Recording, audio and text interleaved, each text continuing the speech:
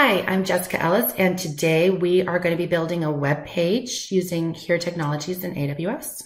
And I'm Lynn Langett, and this is the next part in our series of working with Here Technologies APIs. Today we're going to build a serverless single-page web application. The architecture is shown here, and we're going to augment the functionalities by calling Here APIs. So let's actually switch and show you what the application looks like. Okay, so this is a travel website, and the idea is to go searching for waterfalls. That's why it's called Waterfall Express. And we are going to add some mapping functionality to it to make it more usable. Great.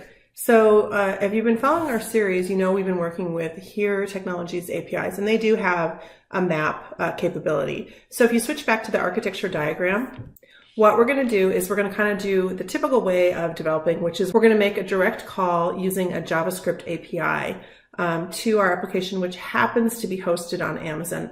Now, speaking of hosting on Amazon, if you scroll down in this blog post, you'll see that the first setup steps here are to actually set the permissions on your index.html file in your bucket. And Amazon's made some changes here, so we want to call out that you're going to want to review this section of the blog, because just for demo purposes, we made this index file public. Now, again, you're not really going to do this other than, just in a training type environment. So you need to do this. And then if you scroll down a little bit more, you can see that you'll have to set a bucket policy. So you're going to want to follow the steps. Now, in building this solution out, what we've done is we've taken 3 code labs, which take, I don't know, what do you think, about an hour to complete? Yeah, about an hour. Yeah, and we're condensing it so you can either go and work on the separate sections if you want to code them all by yourself, or we're actually just going over the functionality and then we're going to provide you with the solution file. So it really depends on how you want to consume this content. So we've done the step of putting the index.html file up into the S3 bucket and configuring the S3 bucket already. So now we want to call out to the Here APIs to add the map, and we're going to add some JavaScript to do that. So we've already done it. Let's go back to Waterfall Express, and then Jessica's going to describe the functionality that we've added, and then we'll talk about how we did it. So the functionality that we added first was mapping, and if you press show, you will see that a map of Iceland appears. And this map is calling directly to Here, and it is really usable. You can minimize, you can maximize, you can move the map back and forth. So the way that we did this was, if you can see in this HTML code file, in lines 16 through 20, we put in the references to call the Here API for mapping directly. Now, we had to do 2 other steps. So the next step is around credentials. If you're new to Here API, we've got 2 previous screencasts on this. But basically, you just go to the site and get developer credentials, and you can see they're in lines 23 and 24. And then if you scroll down in this code, Jessica, for me, so you can see that in lines 39 down through, it's about 78, it's almost fully shown on the screen. This is the JavaScript that you need to write for the more sort of typical kind of integration. And if you're an experienced Here developer, this is fine, it's cool. You can see in line 60 and 61, for example, we set the lat long location to Iceland, so you have full control over your map. However, in working with APIs in the Amazon ecosystem, we wanted to show you some alternate ways other than the sort of traditional way of calling directly, having your credentials in the code, and writing the JavaScript. Yeah, so we came up with 2 things that we wanted to use for a good, we thought, travel map site.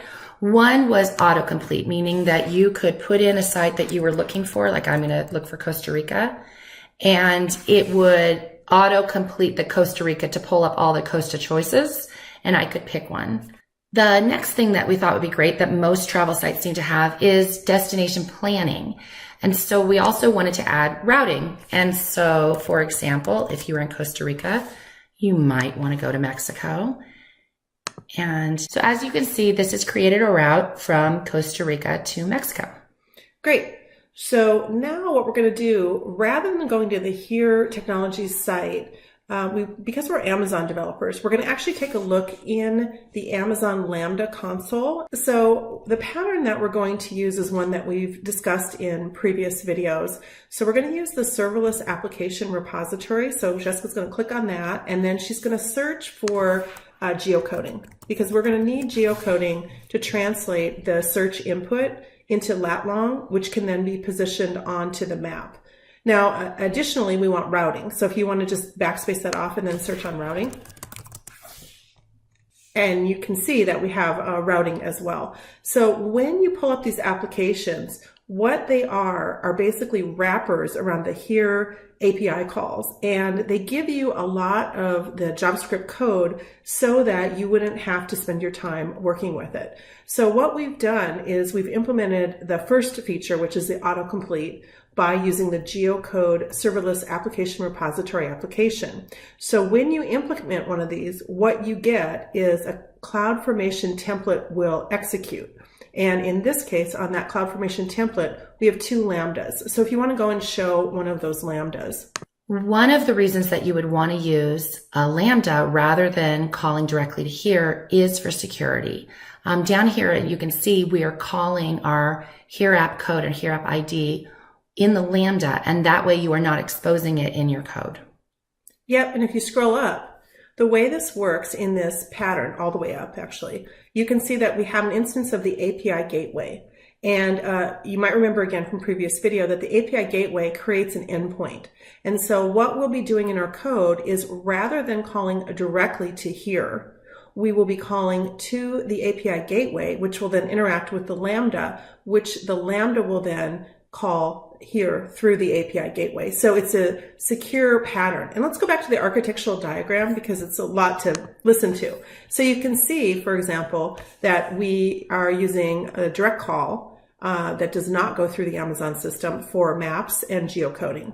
But we're going to show you in a minute in our code how we accomplish the autocomplete, which is the geocode suggest, and the routing through working with the SAR. So let's actually go to the code and show them what it looks like, Jessica. So you can see in lines 26 and line 28, we are not connecting to a here API. Rather, we're connecting to the AWS API gateway, which connects to the Lambda, which connects to here. Now, again, this seems like a lot of work. Why are we doing this? Why are we doing this?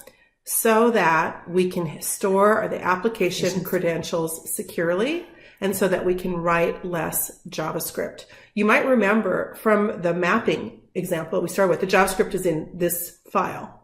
Now let's take a look at where the JavaScript is for the autocomplete. And to do that, we're going to go back to the Lambda.